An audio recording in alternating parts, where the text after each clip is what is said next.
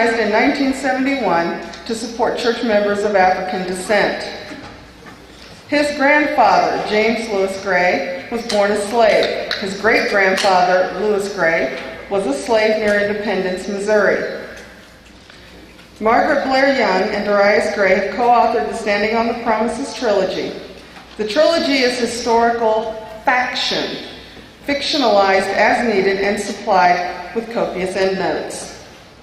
The three books, One More River to Cross, Bound for Canaan, and The Last Mile of the Way, cover the history of several great Mormon pioneers of color. And now we present Margaret Blair Young, and my father, her eye candy, Darius Gray.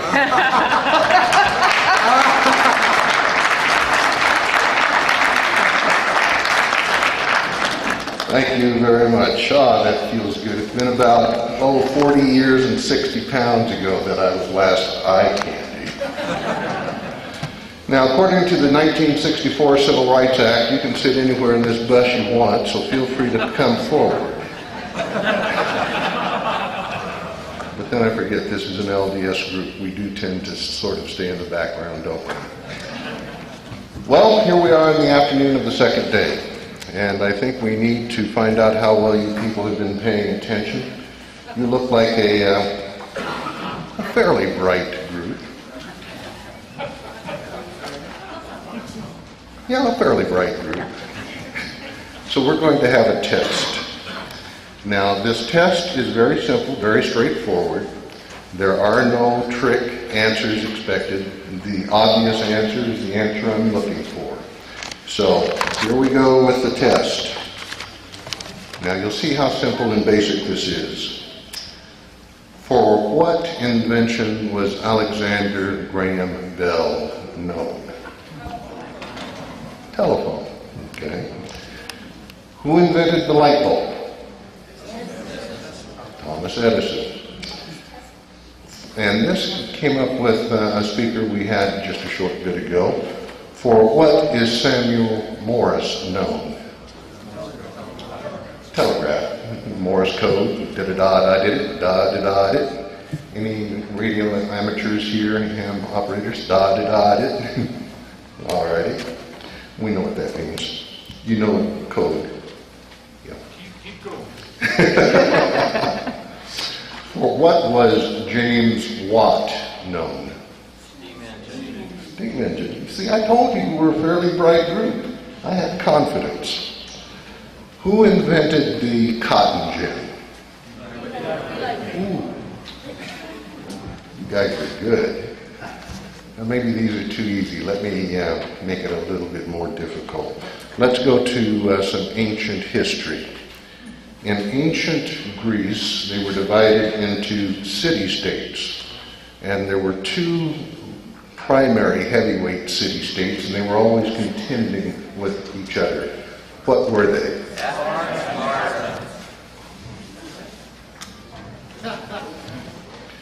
All right. Try this one.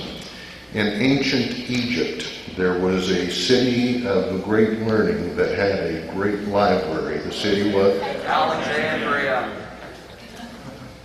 Oh, okay. You're going to play like that, are you? You want the money? You've heard. I do pay. Well, then let's come to some more recent history. Who lost at the Battle of Waterloo? Napoleon. Wow. Extra points if you can say who won.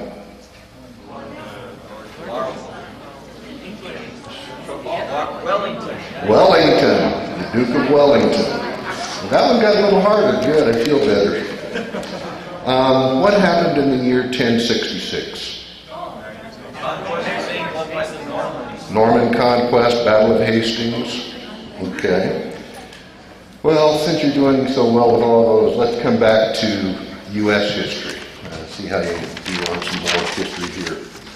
What year was Dr. Martin Luther King assassinated? 1968. Date?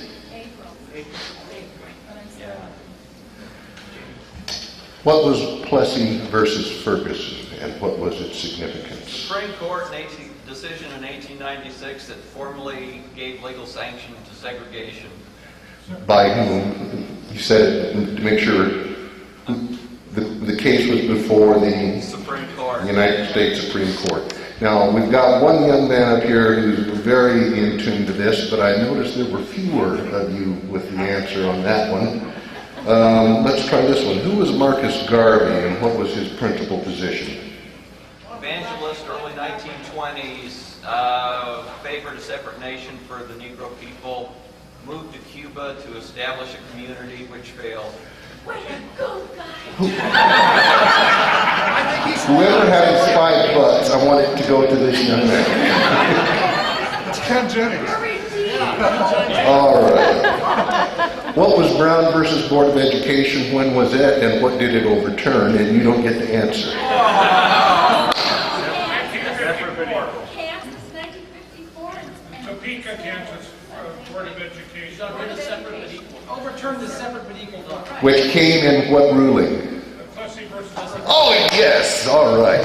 It overturned Plessy versus Ferguson, which was in 1896, which is the year my father was born. So you see, some of these things have been right smack dab in the middle of my family from the get-go. We're not talking too ancient a history here, but let's try a few more. Well, no, let's not. Just let's move forward. I notice that there are significantly fewer hands and answers coming to these last few questions. Things about civil rights in the United States of America. Now, some people would say, well, knowing the Battle of Hastings and Waterloo and all of those sorts of things are far more significant than Marcus Garvey. To which I would ask the question, how many of you have ever used a cotton gin? How many of you have even seen a cotton gin? Yet we know about Eli Whitney and the cotton gin, and we know of these other points of history. Why? Because a society teaches that which it values. We have not valued the contributions of persons of color in this country. We've not valued that portion of our own history in this country. Let's make this a little bit more personal in terms of the LDS Church. What year was the LDS Church established? 1830. 1830. When do we have record of the first black member in the LDS Church?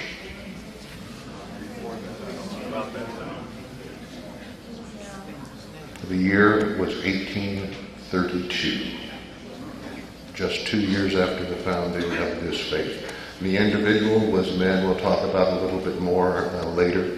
His name was Elijah Abel. What year did blacks receive the priesthood? 1978. What year did blacks receive the priesthood? Elijah Abel was ordained to the priesthood in 1836. Okay. When did the saints migrate from the east to the Salt Lake Valley? 1840. Got there in 47. Got here in 47. They were a little slow back then. Transportation wasn't what it is now. When did the first blacks with the saints come into the valley? 1847. The very first wagon train into this valley was preceded by some black servants, which my eminent partner and co-author, Margaret Young, will now speak to. Ladies and gentlemen, Margaret Blair Young.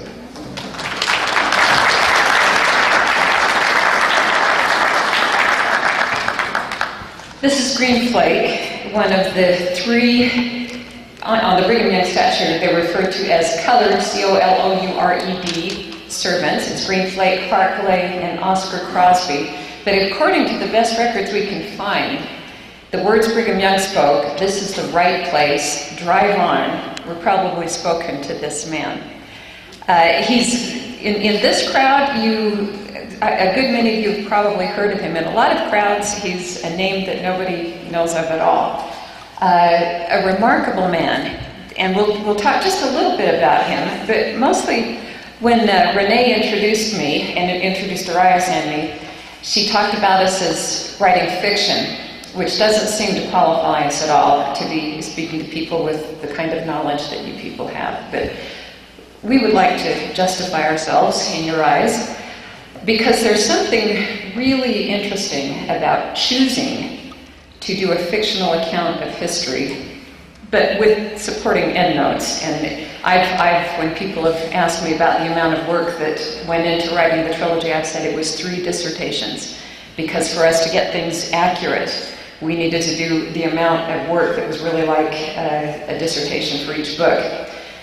But the whole idea was to bring them to life, to bring these characters to life, to find out things that Green Flake had said about his time as a slave. The fact that Green Flake had been told that his mother had died, which was not true. He was told that, and according to his granddaughter, because if a slave knew that his mother was alive, he might run away and try and find her. Family meant a tremendous amount to Green. This is his gravestone. He chose the epitaph and helped carve it. It says, "In my father's house are many mansions." This is a place that has great meaning for me, for Darius, for many of our members of the Genesis group, who sometimes just find this a place of solace if they're feeling some trials and tribulations in their lives, to come and sit by the grave of a man who they know came across the plains twice, actually, came across, built a cabin for the Flake family, then went back and led them to it. But the whole idea of choosing to imagine what their lives were like, to not be limited to these are the facts, these are the dates, but to really try and, as much as possible, using their own words and their own writings when available, but to really try to imagine this is what they felt. And what this goes into is the whole idea of opening our worlds and learning to appreciate the worlds of those around us. And that's kind of where we're going to be heading. We've titled this Empathetic Imagination, Reading Between the Lines and Standing on the Promises, but we're not going to be restraining ourselves to just our books. I want to tell you, my parents are here, which is wonderful. I only get to see my parents once or twice a year. They tend to live outside the country. They're right now from China, but are here to celebrate their 50th anniversary, and then they'll go back. But my father's a linguist, so I grew up surrounded by books in other languages, people from other cultures, and when I was 19, Dad took us to live in Guatemala. Now, any of you who have been to foreign countries and you thought that you spoke any of the language, I was under no illusion that I spoke the language at all. But after a little while, it really feels like an international conspiracy to make you feel like an idiot. When you listen to people talk and you know that there's no way that what they're saying could possibly make sense. It's, they've gotten together and figured that when you're around, they will just talk gibberish to frustrate you to no end. Well, I remember being terribly, terribly frustrated. I was in a little place called Tatsum, Guatemala, and people spoke a language. Let me just give you a sample of the language. Children would just laugh and laugh when I would try and say the word for yellow, which is It's not a sound we even have. Thief is We don't make that sound in English. And as I would try and say it and I'd try and duplicate it, it was one of the most lovely bonding experiences because I couldn't do it.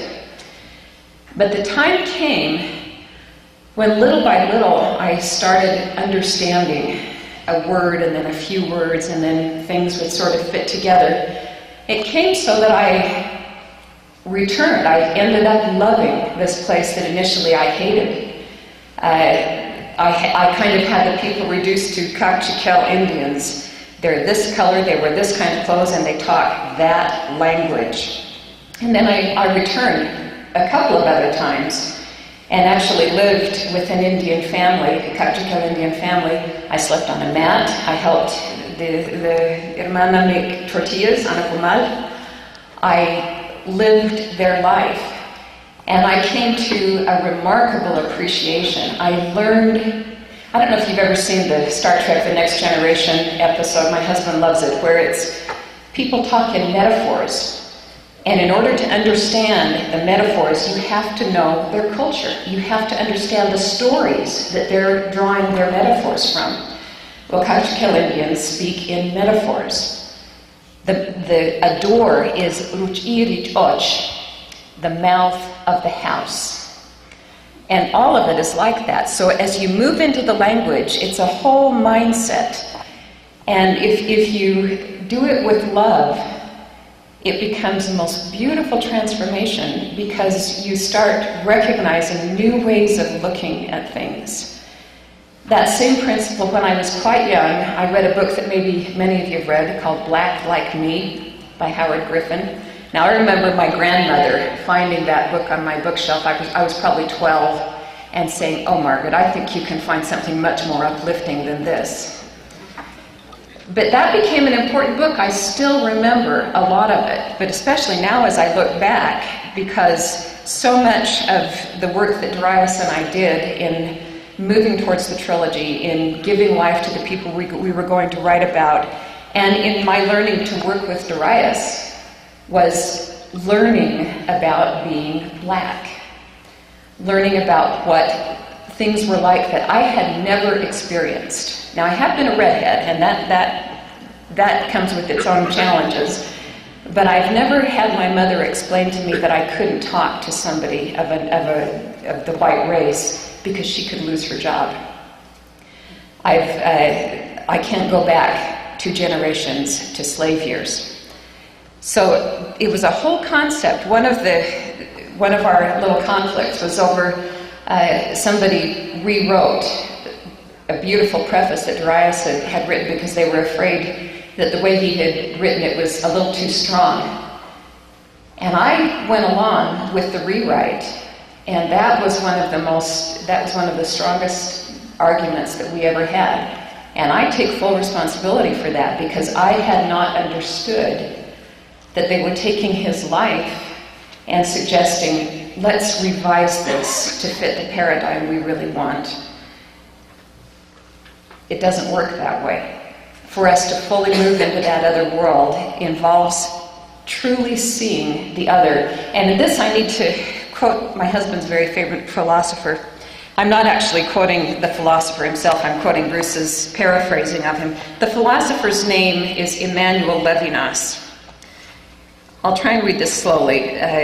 We've gotten it as accessible as I think we can, but it's a gorgeous idea. If it were not for the face of the other person, I might indeed maintain the illusion that everything I experience and enjoy, food, landscapes, the complete collection of Beatles music, which my husband has, is mine. But once I encounter the other, I must realize that there is something absolutely and irreducibly other than myself, and that the world also belongs to the other. But this does not limit my freedom, for freedom would have no meaning in a world that belonged entirely to me. The other invests my freedom, gives it meaning, makes it possible for me to make moral choices. I become responsible, for the other invites me simply by his or her presence to respond. The other, through his or her neediness and vulnerability, invites me to offer myself and what I have in service and sustenance. At the same time, the other commands not by words, but simply by the vulnerability of his or her face, "Thou shalt not kill." Emmanuel Levinas is a philosopher I highly recommend, but as we've talked about the history that we were taught in elementary and high school and middle school, I learned about Eli Whitney. I never learned about Marcus Garvey until I was working with Darius. There are other names, Medgar Evers, who I didn't learn about until 5 years ago. All of these remarkable names. Sojourner Truth is pretty recent in my historical knowledge. All of that history was not included in my textbooks. These faces that now have become precious to me, the history that they've given has become precious, but it was not included in the textbooks. And that's one reason that we feel so strongly about expanding LDS history to include these remarkable faces that we've been able to write about. It expands our sense of responsibility. It enriches the world that we have.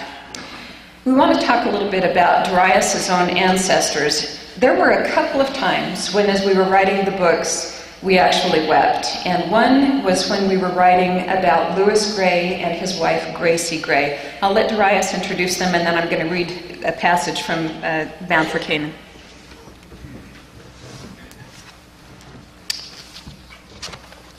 I am Darius Gray. Darius Gray was born in 1896. It's not just that I'm black and I age gracefully, but we're talking about my father. My father was Darius McKinley Gray. Named McKinley because that was the year President McKinley was elected.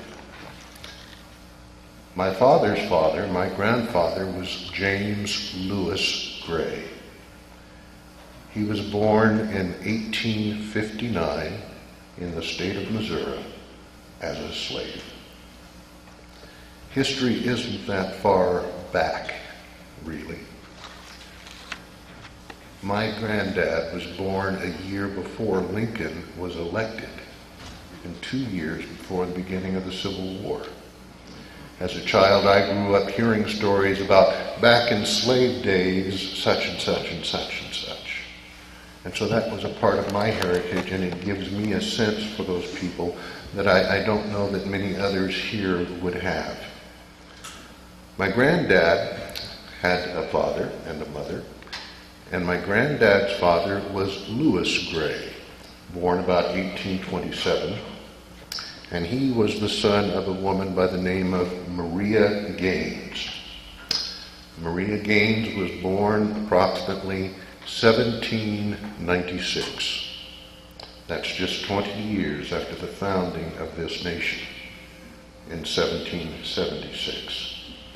We were here. We were slaves, but we contributed to the fabric of this nation. But if we go forward from Maria Gaines to her son Lewis and to his marriage to my great-grandmother, we have an interesting story which Margaret will now read from. I tell you this because I hope it gives you a sense of my history, because my history is actually our history. It's American history. We share it. We did a lot of research on what slave auctions were actually like in order to do this. I'm just going to read a few sections. This is Lewis going with his master Mortimer Gaines to an auction where the woman who will be his wife, Gracie, is being offered. Whoever had sent this woman to auction had gone to some trouble making her look good. Her hair was braided down both sides and tied in colorful ribbons. Her blue dress and muslin apron were not new, but they were clean. He wondered why anyone would sell her off. Well, sometimes folks just needed money. He understood that and knew that if his own master should find himself in straits, the slaves would likely get sold before the furniture would. Of course, the master would never sell off all his slaves. That household couldn't run itself, and nobody with a colored help knew how to keep it running. If some slaves got sold, the remaining ones would simply get more work. He thanked God his master was living well off, with hogs to process and meat to sell. Lewis Gray had known his mama, Maria Gaines, all his born days, and he had never seen an auction till now. Moving forward to the auction, the master to Lewis, "What do you think, sir?" "Take a good look." Lewis obeyed. "She's sad, but not sick." "How about her arms?" "They're fine, massa." "Tall or well strong from what I can see." "Legs?" "Can't say, 'cause I can't see." "She'll need to walk for us. I won't have a cripple. What else do we need to look at, Lewis?" It was then in a cold sweep of realization that Lewis understood why the massa had brought him on this trip into this auction.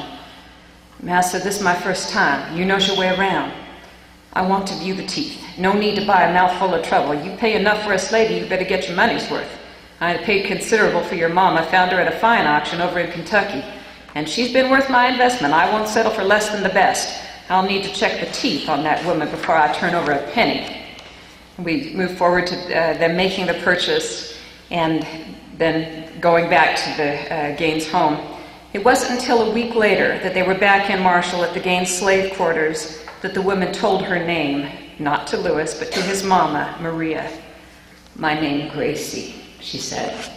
I remember as Darius and I were at the computer reading, we would read the words out loud to make sure we had the voice right and all of that, but reading that phrase, "My name, Gracie," realizing that this was his ancestor and what her life had been like, and just that realization of she was real. No matter how close we got to what her life actually was, she was real, and we're going to do our best to pay tribute to that, to the life that she led. I think we'll move now into Elijah Abel. Let me just turn to his picture. And, oops, I didn't mean to go that far. Have Darius explain just a little who he was, and then the idea of imagining why he made petitions for temple blessings, what it meant to him to ask for those petitions.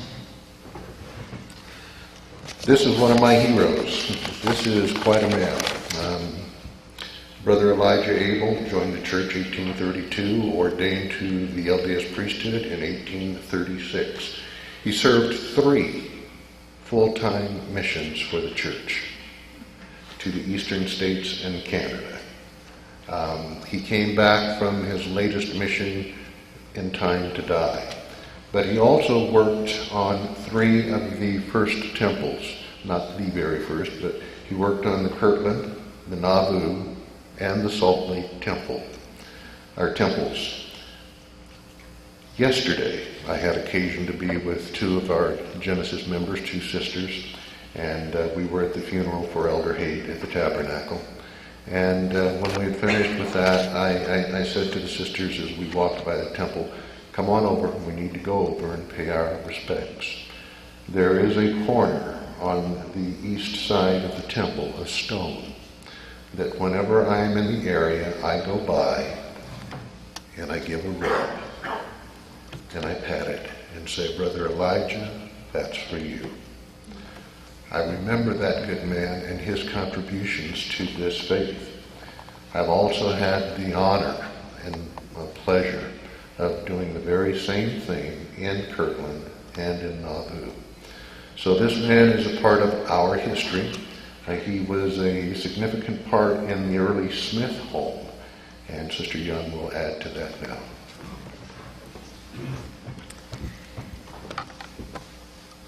Go to his patriarchal blessing. This is a facsimile. This was given to him by Father Smith.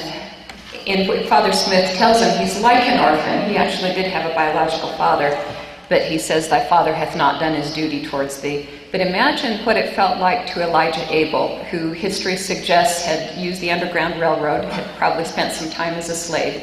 Imagine what it felt like to him to be told, "Thou hast been ordained an elder and shalt be protected against the powers of the destroyer." And then to be washed and anointed in the Kirtland Temple to serve the missions. Then to go to Salt Lake, and by this time the policy had been set, and he petitioned to go to the Salt Lake Temple and was turned down. But then President Brigham Young died in 1877, and as Darius and I researched what was happening in Elijah's life and looked at the dates, we understood why that petition would be raised again, because his wife was very ill. For us to imagine what their relationship was like, and the thought that he knew sealing ordinances were happening in that temple, and how desperately he must have wanted to be sealed to Mary Ann, his wife. And so the petition was raised again. He was told he still had priesthood. In fact, his obituary is fascinating, because it says he died of old age and debility upon consequence of serving his 3rd mission for the church. The deceased held the Melchizedek priesthood, and then it gives the certificate of ordination, the number. He was ordained to 70, as is shown in, and then it gives the certificate. So the person writing the obituary was quite aware of the controversy about Elijah Abel's priesthood. But the idea that Elijah Abel had desperately wanted to be sealed to his wife. And then what became even more interesting was, and by the way, this is a picture that I show with a whole lot of care. This was given to us by a great-great-great-grandson of Jane James, who's very nervous that if people get a hold of it, they'll make t-shirts out of it and all sorts of things. I show it here. I do not give it to anybody for any use whatsoever.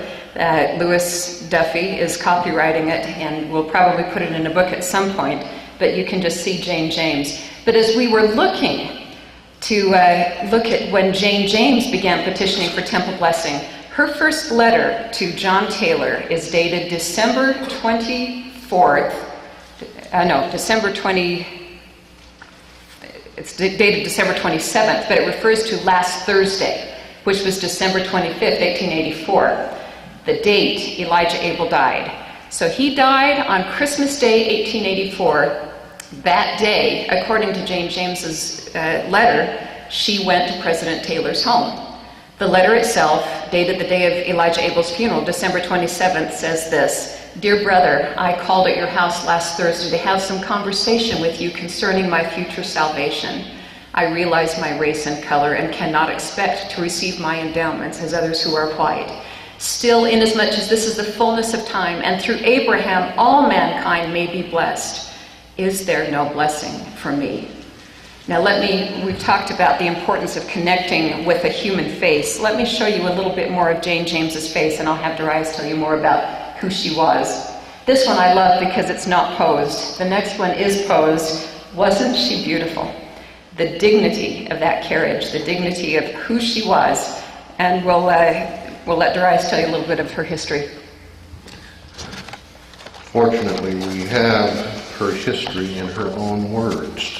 She dictated them. And I'll just read 2 short paragraphs here. "When a child, only 6 years old, I left my home and went to live with a family of white people. Their names were Mr. and Mrs. Joseph Fitch. They were aged people and quite wealthy. I was raised by their daughter. When about 15 years old, I joined the Presbyterian Church, yet I did not feel satisfied. It seemed to me there was something more that I was looking for. I had belonged to the Presbyterian Church about 18 months when an elder of the Church of Jesus Christ of Latter-day Saints, who was traveling through our country, preached there. The pastor of the Presbyterian Church forbade me going to hear them, as he had heard I had expressed a desire to hear them. Nevertheless, I went on Sunday and was fully convinced that it was the true gospel he presented, and I must embrace it. The following Sunday, I was baptized and confirmed a member of the Church of Jesus Christ of Latter-day Saints." A remarkable woman in her own words, and we have far more of her words. But another one of my heroes, Sister Jane Manning James. Let me just show you a few other shots of Jane's face, and I'm putting an emphasis on that face. She's there in the midst of the pioneers celebrating the Jubilee. This is a woman who walked 800 miles with her family from Wilton, Connecticut to Nauvoo, Illinois, who talked about how the soles of their shoes wore out, and you could see the whole footprint of their shoes in blood on the ground, the footprint of their feet in blood on the ground. And they knelt in prayer and asked God, the Eternal Father, to heal their feet. And their prayers were answered and their feet were healed. Here she is as an older woman who closed her life story despite everything she had endured. And the temple blessings, the petitions were answered with her recommend to do baptisms for the dead, but not with her firmest desire to receive her endowment and to have the work done for her family as well. She closes her life story with the words, "My faith in the gospel of Jesus Christ of Latter-day Saints is as strong today, nay, it is if possible stronger than the day I was first baptized. I pay my tithes and offerings. I keep the word of wisdom. I go to bed early and I arise early. I try in my feeble way to set a good example for all." This is her tombstone next to her husband, Isaac. They actually were divorced. He left her for 20 years and then came back. And she allowed him to return, and his funeral was held in her home. But from showing you the faces of the people that have become so dear to us as we've written about them and tried to imagine their lives, to not restrain ourselves to the history, which is not just suggest that historians who do pure history, I'm looking at Davis Bitten, who does such a wonderful work, and I've used his work as sources for my own work. But we take a few liberties by going as much as we can to the hearts and imagining what life was like in this same idea with what I've read to you of the philosophies of Emmanuel Levinas, of letting the face of the other human being call us to responsibility, I want to talk about the Book of Mormon as a call to empathy. The Book of Mormon has been criticized by some as a racist document, and some of the best links I've seen to talk about that are on the FAIR website. I highly recommend that you go to just the FAIR website, look at what John Tvednes has said, what Armin Moss has said, what Marcus Martins has said, Renee Olson. If you go to blacklds.org, it takes you right to particular discussions on this. I'm not going to repeat anything that's already there because you can look that up. But as I look at the Book of Mormon, I see the antidote for racism that we're experiencing today, because we do. And I want to tell you just a couple of experiences that I've had in my own life, as I've not only worked in Genesis but also taught Institute to Hispanics. First of all, if you have scriptures, you can turn there. You don't need to. But if you go to Alma 26, and this is one that my husband, who, by the way, Brother Keller is also a Democrat, as is his wife. However, her parents are not. Ammon refused to see the Lamanites as enemies or less than, but always as his brethren. And if you just do a vocabulary search, when they're referred to as enemies and when they're referred to as brethren, it becomes very interesting. In fact, all the sons of Mosiah went against the persistent traditions of their own people, who viewed the Lamanites, let's move forward here. Did it do it? Did it work? Yes. As stiff-necked, whose hearts delight in the shedding of blood, whose days have been spent in the grossest iniquities, whose ways have been ways of the transgressor from the beginning. So basically saying, from the moment they were born, so probably ancestrally, they've been accursed and wicked people. And then the next idea is, don't preach to them, kill them. Destroy them from off the face of the earth. Destroy them and their iniquity. That's a huge temptation, I believe, in all generations, ours not excepted. However, the response of these remarkable missionaries, there's the instruction to destroy them in verse 25. The response, behold, my beloved brethren, we came into the wilderness not with the intent to destroy our brethren, but with the intent that perhaps we might save some of their souls. They were strengthened in this endeavor by the Lord, who told them, and again, listen to the word thy brethren, go amongst thy brethren, the Lamanites, and bear with patience thine afflictions, and I will give unto you success. And how do they do it? They don't set up a fortress that says, come and learn the truth.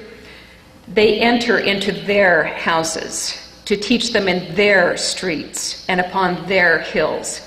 It reminds me of the huge change of heart. I just remember so well hating Guatemala and then learning, as I literally lived in the homes of the Cachiquel Indians, learning to love and adore who they were, to get a sense of the joy, to get a sense of the spirituality. One real interesting thing when I lived in, at this point it was South America, but this is when I was married and my daughter had to go back to the States for an operation, and I started crying. And one of the ladies said, you're crying. The way we think of gringos is they're so cold, they don't cry, but you're crying. Did you know that you were considered cold people by some?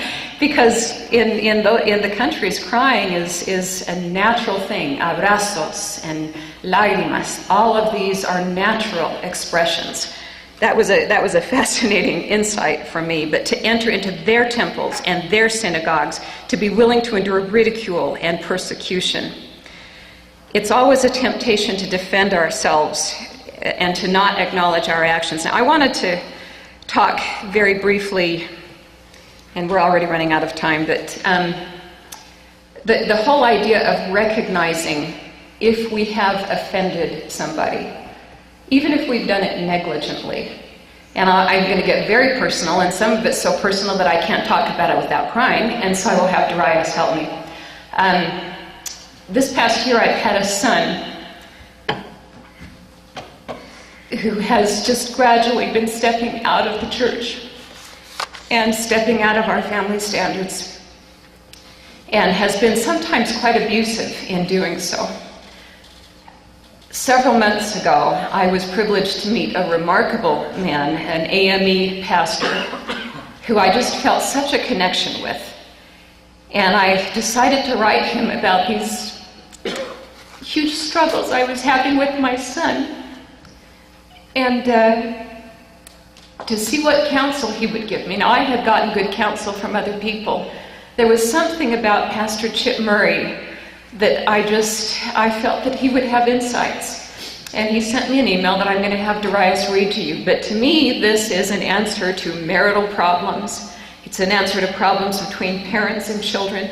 And it is an answer between any time that there has been any division, whatever the basis has been. I'll have Darius read that.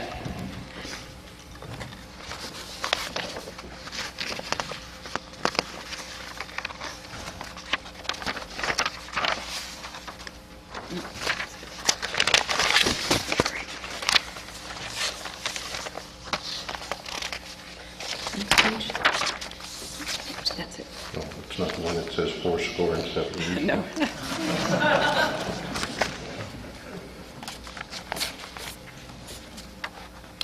My dear son, I want to take this opportunity to ask your forgiveness. Forgive me for whatever things I have done or failed to do that caused you such anger and anguish of spirit. Forgive me for the months and years and for feeling your hostility and knowing that in some way you were responding to me, convinced that I triggered these negative feelings in you. Forgive me for not having asked forgiveness before. Forgive me for not being able to sit with you and ask your pain. Yes, I know there are two sides to every question, but my side is not important right now. You will see a change in me from this moment on. I ask no change in you, just that you notice a change in me. I accept you just as you are. If at any time you would like counseling, I am on your program to go, with you or separately from you. Now I shall sit and listen to you. I love you. I think that's some of the best counsel I've ever been given. It's one that I had a marvelous Institute student. I've had all sorts of marvelous Institute students, but let me tell you about two very quickly, and then we'll open to questions. One, named Janet, had had an experience when she was a teenager where she was quite ill, and she was sick enough to die. Her father gave her a priesthood blessing, and she was carried away in a dream or a vision, but she saw the Savior leading her through a curtain and embracing her and calling her by a different name. It was years later that Janet decided to serve a mission, and as she went to the temple and received her new name, it was the name that she had been given in that dream. And the way she described it to me, she said, "Como? Como? What? What is that name?" Because she remembered that that's the name that had been given. Imagine my grief of heart as she would report to me things like trying to make friends with somebody in the hospital where she worked and having them say, "I'm sorry, I don't associate with Mexicans. I'm sorry, I don't like Mexicans." The whole idea of attaching a concept instead of looking at the individual soul. And I know there is healing available. Another of my Institute students served in the Provo Temple as an ordinance worker. And she knew she was doing initiatory and knew that the person she was serving hated her because of her race. And she prayed and prayed that she would be able to do what she needed to do without being affected by the obvious feelings this woman had for her. She finished the ordinances, and as she was turning around, the woman who she knew hated her was standing in front weeping.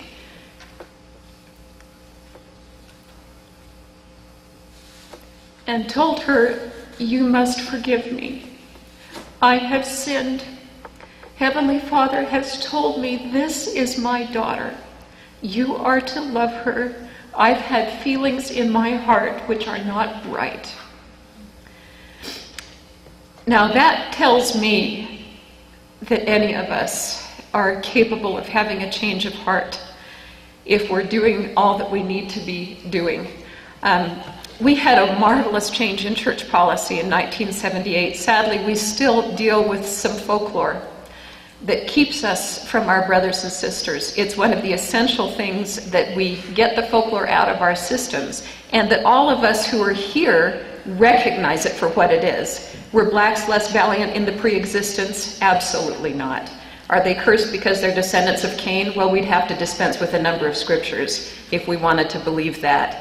Are they cursed because they are descendants of Ham? Darius could tell you a whole lot more about that. The basic truth is we are all of one blood, and the commandment to love one another as Christ has loved us has never been rescinded. That's nothing that you don't already know.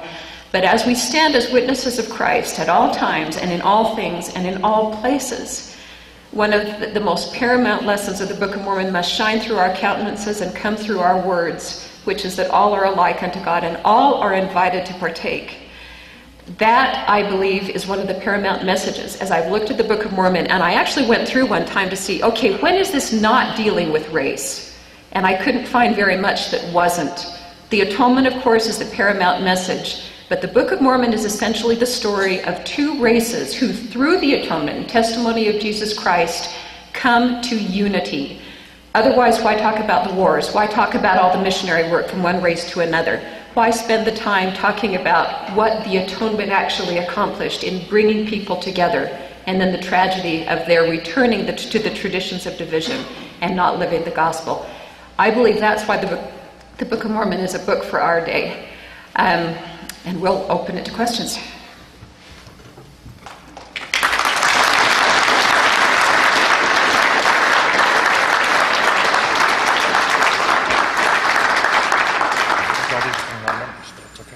Didn't even get to Joseph. Here are the questions. Okay. Yeah, we didn't even get to Joseph, but that's okay. It was said that the slaves were some of the first to come to the Salt Lake Valley. Did the members of the church have slaves? Yes. Why? They were Americans, they were Southerners. What more do you need? It was that was the time. People had slaves during that time, and when the Mississippi Saints came, they brought about 60 slaves with them. That's American history, that's LDS history. City County building down in Salt Lake City, that piece of property was purchased from the proceeds of the sale of 2 slaves.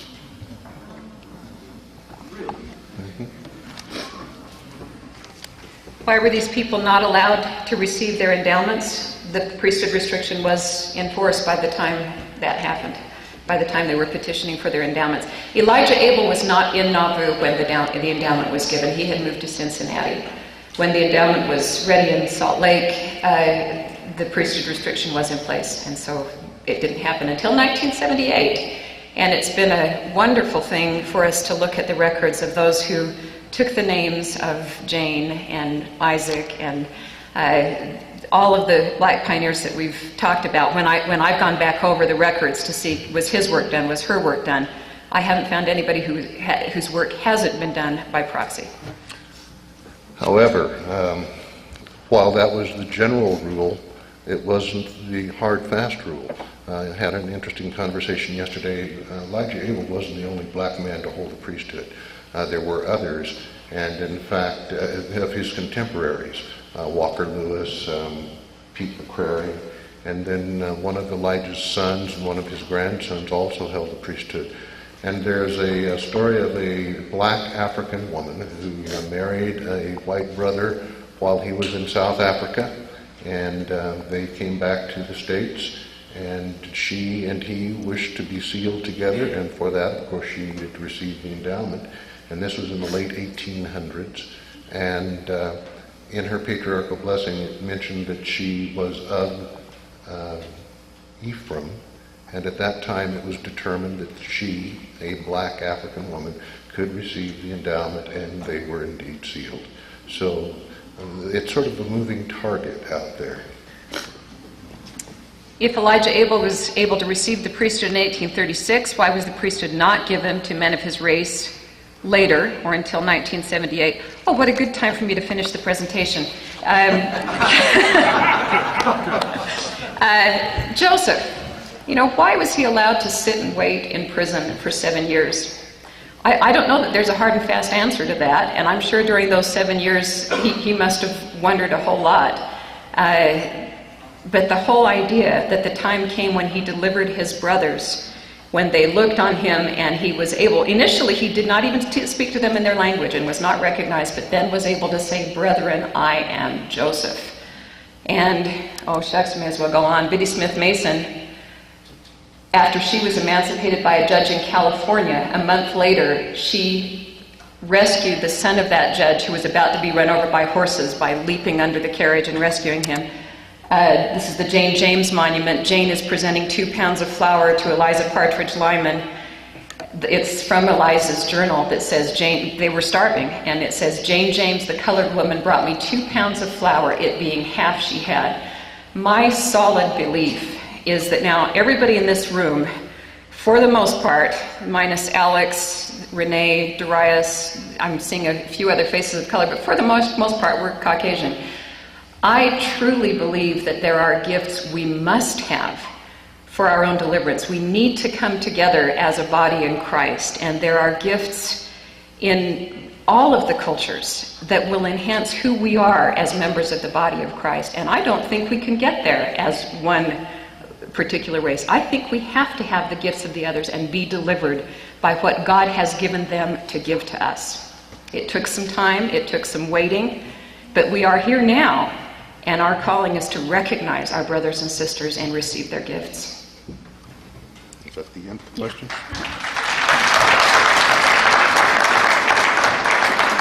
I'd like to do something, and I don't know if it's appropriate. I want to bear testimony. In just a couple of months, December, I will celebrate my 40th year as a Latter-day Saint. And I want to say to those of you who are of this faith and those of you who are not, that I know this to be the restored gospel. I don't say I believe it to be, I know it to be the restored gospel of Jesus Christ. It is a remarkable thing to have that gospel upon the earth. Whatever this organization does to help defend that gospel, I thank the participants in the organization. But I say to you as individuals, know the worth of what you have, the worth of what's before you. It is indeed of God. In the name of Jesus Christ, amen. Amen.